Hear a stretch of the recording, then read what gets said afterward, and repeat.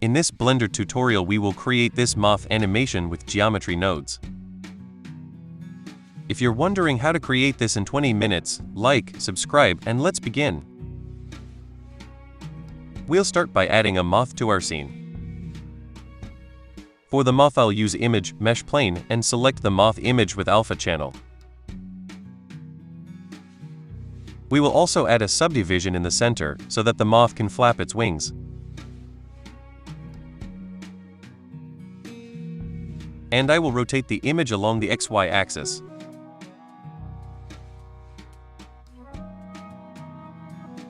Also apply all transformations. Go to Geometry Node Editor and click New.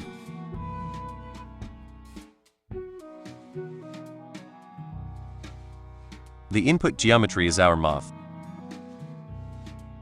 And now, to make it fly, we will create its path. To give it a path, I use the curve circle primitive. Our moth will fly in a loop. To create multiple paths, I'll add an instance on points node. We will connect the circle as an instance, and as points, I will add the icosphere primitive.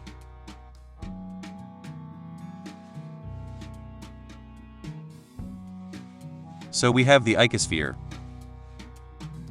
Circles are created at its vertices. These circles will serve as paths for our moths. To make the paths more chaotic, let's add a random value node.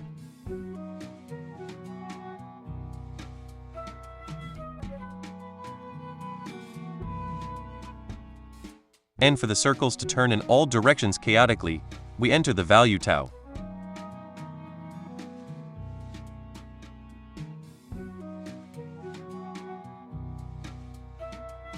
For scaling, duplicate the random value node, switch to float mode, and connect to scale. Here we can control the minimum and maximum scale.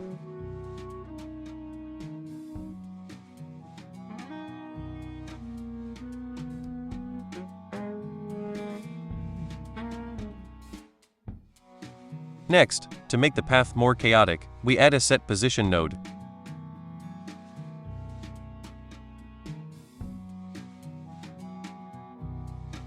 Also add a noise texture node and connect the color parameter to offset.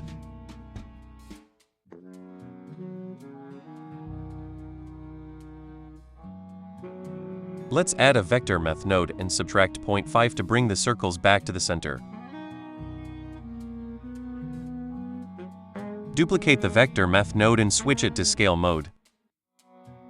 And now, by increasing the scale, we can control the strength of the noise texture. But the circle itself is still round. To make the noise work, let's add the Realize Instances node. And so, as we can see, the noise texture adds distortion.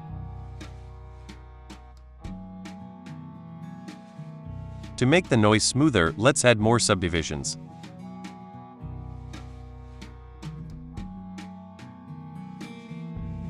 We'll adjust the noise texture scale.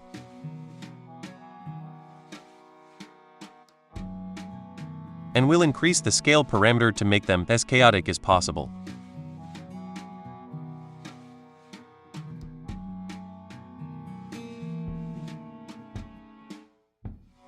Next, we will create points that will move along these lines. Add a points node.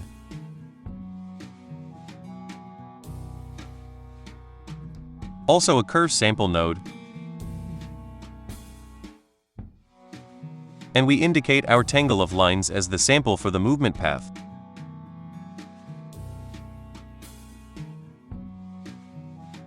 Connect viewer to points.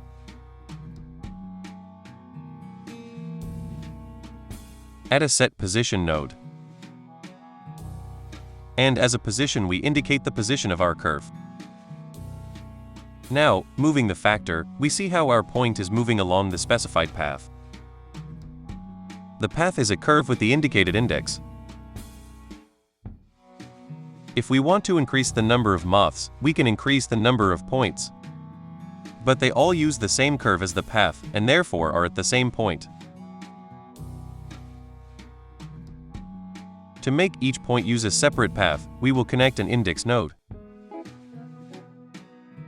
And now each point is on its own path. Point 0 uses curve with index 0, point 1 uses curve 1, and so on. By moving the factor, we see how the points move along the indicated paths. In order to specify the number of points that will match the number of created paths, we will add a domain size node and switch it to instance mode. It reads how many instances have been created and sends that number to the points node. So the number of points will always match the number of created paths.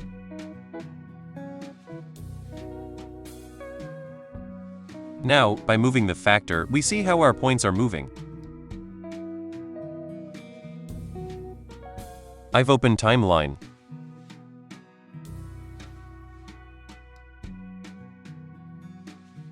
To animate this, we'll add a scene time node.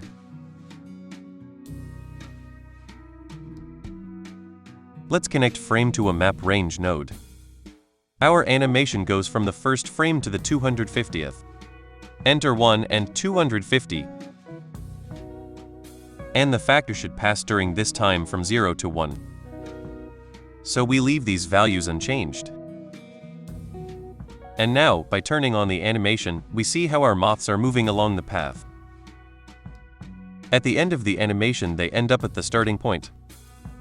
This way the animation becomes seamless.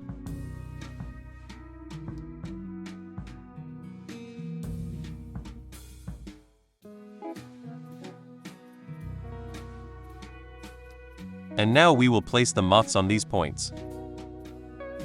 Add the instance on points node. Let's connect our moth as an instance.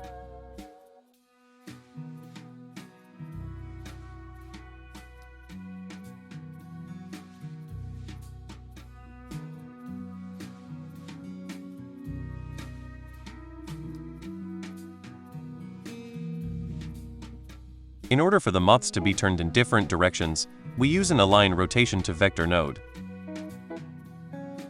We use the tangents of our curves as vectors. And so the moths are moving along the curves.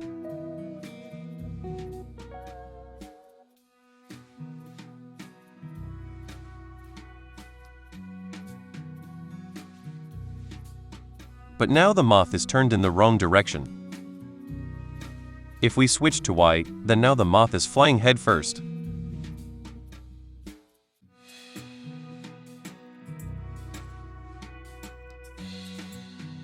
Let's make different scales of our moths.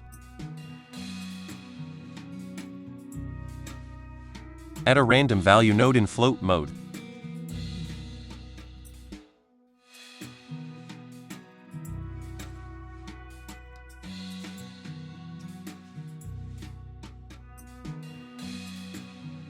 Let's enter the minimum and maximum values.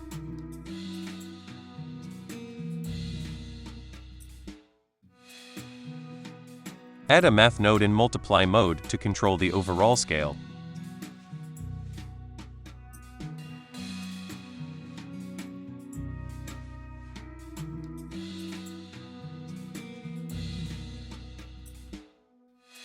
To create the wing flapping, we will add a rotate instances node. We are interested in the rotation parameter along the y-axis. Now our moths are rotating entirely around their axis. We need to connect each wing separately.